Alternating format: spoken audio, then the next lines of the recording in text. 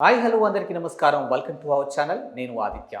So Naga Chaitanya Sobhita Dhulipala నిశ్చితార్థం తర్వాత నాగ చైతన్యకి and Sobhita ధూళిపాలకి ఎంతమంది విషెస్ చేశారో అంతే మంది నెగిటివ్ కామెంట్స్ కూడా చేస్తూ ఉన్నారు. మరి సమంత మీద ఇంత జాల్ ఎందుకు వచ్చింది అనే అంశం ఒకసారి అయితే చూద్దాం. సో వీళ్ళ ఎంగేజ్మెంట్ తర్వాత వీళ్ళు ఒక కొత్త కపుల్గా ఎంత ట్రెండింగ్ లోకి వచ్చారో మనం చూసాము. సో శోభిత తెలుగు తెరకి అంటే సమంతతో కంపేర్ చేస్తే కొంచెం లేట్గా వచ్చిందంటే అంటే ఎప్పుడు వచ్చినా కానీ అంత రికగ్నైజేషన్ తెలుగు వాళ్ళకి తక్కువనే చెప్పాలి. ఎందుకంటే చేసింది తక్కువ సినిమాలు అంటే ఈవెన్ తెలుగు అమ్మాయి అయినా కూడా తను ఎంట్రీ ఇక్కడ నుంచి అంటే బాలీవుడ్ నుంచి ఎంట్రీ ఇచ్చింది తెలుగులో. అంటే ఫస్ట్ అక్కడ ఇచ్చిన తర్వాత ఇక్కడ తెలుగులోకి వచ్చింది. అయితే ఇక్కడ ఏంటంటే ఎప్పుడైతే నాగ చైతన్య సమంత డివోర్స్ అయినాయో అప్పటి నుంచి ఏంటంటే సమంత ఏదో చేసింది, సమంత ఎక్స్పోజింగ్ చేయడం వల్లే, సమంత ఇంకేదో మీడియాలో కూడా ఎలాంటివి వచ్చినాయి అంటే చాలా వరకు సమంత అనే నెగిటివ్గా చూపెట్టి అక్కినేని ఫ్యామిలీ అసలు అక్కినేని చైతన్య ఎంత సెన్సిటివ్, అసలు ఆయన ఏమీ మాట్లాడాడు, ఇలాంటిగా వచ్చాయి బాగా. మనం చూసుకున్నట్టయితే చాలా వరకు తనని ట్రోల్ చేశారు. మనం చూస్తే సమంతని ఎన్నో రకాలుగా ఎన్నో మాట్లాడినా కూడా ఆమె బాధపడింది, కానీ ఏ రోజు కూడా ఇది జరిగింది నా లైఫ్లో అని చెప్పేసి ఎప్పుడు తను చెప్పలేదు. ఎక్కడ కూడా తను బయట పెట్టలేదు.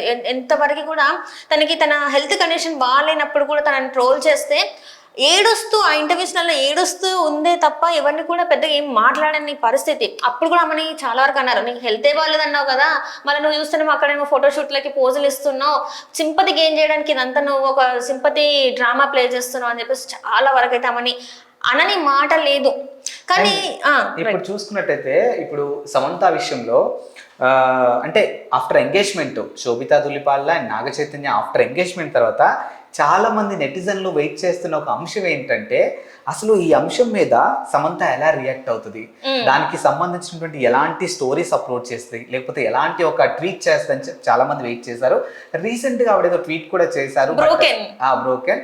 బట్ అది కూడా నేను అంటే చాలా మంది నెటిజన్లు ఒకలా తీసుకుంటే ఇంకో కొంతమంది వేరేలా తీసుకున్నారు. సంథింగ్ ఒలింపిక్ గేమ్స్ కి సంబంధించినటువంటి ఒక ఇష్యూ మీద సమంత అలా రియాక్ట్ అయింది తప్పితే వాస్తవానికి నాగ చైతన్య శోభితా ధూళిపాల ఎంగేజ్మెంట్ కి అయితే రియాక్ట్ అవ్వలేదు. ఆమె అసలు రియాక్ట్ కూడా అవ్వదు.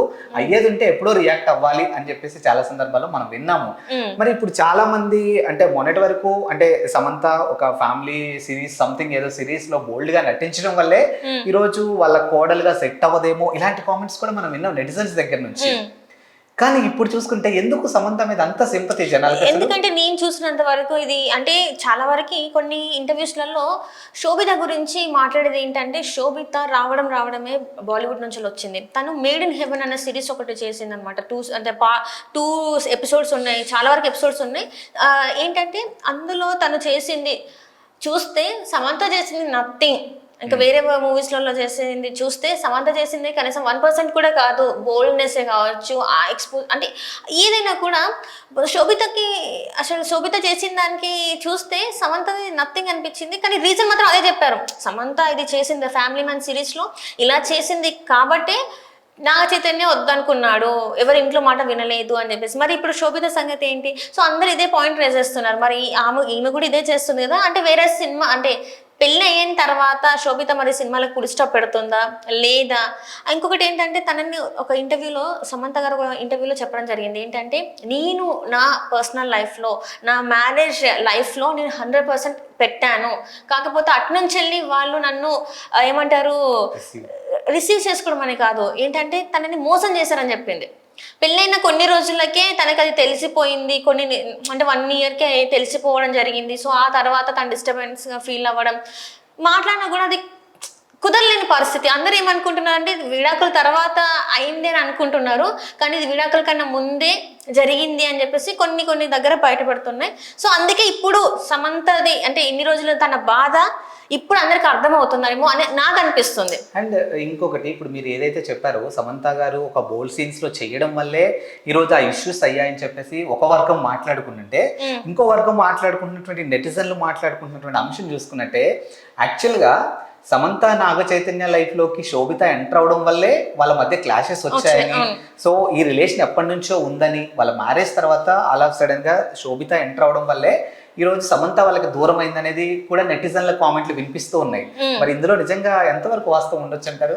వాస్తవం ఉంటే అంటే అది శోభితానా ఇంకెవరో మనకు తెలియదు, కానీ ఏదో ఒక డిస్టర్బెన్స్. అంటే ఇప్పుడు నార్మల్గా మనం నార్మల్ అంటే సెలబ్రిటీస్ అనే కాదు, నార్మల్ లైఫ్లో కూడా మనం చూసుకుంటే ఒక అమ్మాయిని 100% లవ్ చేస్తేనే ఆ రిలేషన్షిప్ గట్టిగా ఉంటుంది. వేరే అమ్మాయి అబ్బాయిని ఎంత లవ్ చేసినా ఇలానే అయిపోతుంది. అంటే అబ్బాయి ఏంటంటే సైలెంట్గా వెళ్ళిపోతాడు, నాకు బోర్ కొట్టేసిందని వెళ్ళిపోతాడు, లేకపోతే నాకు ఇంట్రెస్ట్ పోయిందని వెళ్ళిపోతాడు, లేకపోతే నువ్వు నాకు నచ్చలేదని ఈజీగా చెప్పేసి వెళ్ళిపోతాడు. కానీ అబ్బాయి మూవ్ అయినంత ఈజీగా అమ్మాయి అంత తొందరగా మూవ్ అవ్వలేదు. అంటే అందరని కాదు, చాలా వరకు ఒక 80% ఆఫ్ అమ్మాయిలు అంత తొందరగా మూవ్ అవ్వలేరు అబ్బాయిలు మూవ్ అయినంత ఈజీగా. ఎందుకంటే వాళ్ళకి మెమొరీస్ అవన్నీ ఉంటాయి. ఇప్పుడు సమంత పరిస్థితి అదే. ఎందుకంటే చాలా వరకు మనం సోషల్ మీడియాలో చూసుకుంటే నాగ చైతన్య ఇంత ఈజీగా మూవ్ అయిపోయాడు, కానీ సమంత ఇప్పటికీ స్టిల్ తన మీద ఆశలు పెట్టుకునే ఉంది, వస్తాడని అనుకుంది కానీ రాలేదు. సో అందుకే ఈ బ్రోకెన్ అనేది ఎందుకైనా పెట్టింది, ఇందుకోసమే పెట్టిందని కూడా కొన్ని సోషల్ మీడియాలలో మనం చూస్తున్నాం. సో ఇప్పుడు ఏంటంటే శోభిత వల్లనే అని చెప్పేసి గతంలో ఆమె పేరు చెప్పకుండానే చెప్పేసింది 100% పెట్టట్లేదు ఆ రిలేషన్షిప్లో అని చెప్పేసి. సో ఇప్పుడు అది మనకి నిజమవుతుంది. ఇప్పుడు ఎవరు ఏంటి అనేది ప్రజలకి క్లియర్గా అర్థమైందేమో అని నాకు అనిపిస్తుంది. అండ్ ఇంకోటి ఏంటంటే ఇప్పుడు వేణుస్వామి వీళ్ళ శోభిత అండ్ సమంత నాగ చైతన్య ముగ్గురు జాతకాలని కంపారిజన్ చేస్తూ ఒక చార్ట్ టైప్ వేసి మరి చూపించారు. సో దాంట్లో చాలా క్లియర్ కట్ గా చెప్పాడు, నాగ చైతన్య సమంత పేరుకి 50 మార్క్స్ వేస్తే చైతన్యకి అండ్ శోభితకి జస్ట్ 10 మార్క్స్ మాత్రం వేస్తాను అని చెప్పారు. ఇప్పుడు జనాలు కూడా అంటే నెటిజన్లు కూడా చాలా వరకు సమంత మీద జాలి చూపిస్తూ ఉన్నారు, అరే పాపం ఆడపిల్ల సంథింగ్ ఇట్లా జాలి చూపిస్తూ ఉన్నారు కదా. సో వేణుస్వామి చెప్పినటువంటి ఒక ఏదైతే ఒక అంశాలు ఉన్నాయో జాతకం పరంగా ఏదైతే కొన్ని చెప్పారో ఆ ఇంపాక్ట్ కూడా ఇప్పుడు నెటిజన్ల మీద ఉందంటారా? అంటే 50 అని ఒక మార్క్స్ ఇచ్చాడు కదా, అంటే తను చెప్తున్నాడు కదా ఈమె జాతకం కూడా అంత బాగా లేదు, ఆ ఎంగేజ్మెంట్ జరిగిన ముహూర్తం కూడా అంత కరెక్ట్ గా లేదు. ఇంకా వీళ్ళది కూడా తను చెప్పడం ఏంటంటే 2027లో వీళ్ళిద్దరు ఒక అమ్మాయి వల్ల వీళ్ళ లైఫ్ లో కూడా మళ్ళీ ఇంకొక అమ్మాయి రావడం వల్ల వీళ్ళిద్దరు కూడా విడిపోతారు అని చెప్పేసి చెప్తున్నాడు. మరి అది ఎంతవరకు వాస్తవమా ఏంటి అనేది మనం కూడా 2027 వరకు వెయిట్ చేసి చూడాల్సిందే. మరి అంటే సమంత ఎలాంటి డెసిషన్ తీసుకుంటే ఇంతవరకు అయితే తను ఎక్కడ కూడా ఓపెన్ అప్ అవ్వలేదు. తనకి బాయ్ ఫ్రెండ్ ఉన్నాడా, లేకపోతే తన మ్యారేజ్ చేసుకోబోతుందా, చేసుకోవద్దా అని కొన్ని రూమర్స్ కూడా విన్నాం మనము. ఆ సమంతకి అబోషన్ అయింది, బలవంతంగా అబోషన్ చేసుకుంది కాబట్టి తను విడాకులు ఇచ్చారు నాగ చైతన్య అని కూడా ఎన్నో. అసలు ఇది అదే ఏది కాదు, ప్రతిదీ ఉంది.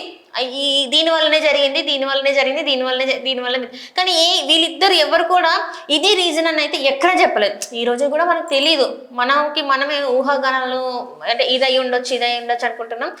ఫైనల్లీ నాగ చైతన్య అయితే ఇప్పుడు వేరే అంటే శోభితాని అయితే తన లైఫ్లోకి వెల్కమ్ చేశాడు. సో వీళ్ళు హ్యాపీగా ఉండాలి, అందరితో పాటు మనం కూడా మనస్ఫూర్తిగా కోరుకుంటూ సమంత గారికి కూడా కావాల్సినటువంటి స్ట్రెంగ్త్ ఇవ్వాలని మనస్ఫూర్తిగా, తను కూడా కొత్త లైఫ్ స్టార్ట్ చేయాలి. ఇంకా ఇప్పటికైనా కూడా అన్నిటి నుంచి బయటకు వచ్చేసి తను కూడా కొత్త లైఫ్ ని స్టార్ట్ చేసి మళ్ళీ తన సినిమాల పరంగా కూడా తను మంచిగా అన్ని సూపర్ హిట్ మూవీస్ చేయాలని మనస్ఫూర్తిగా కోరుకుంటున్నాం. Thank you.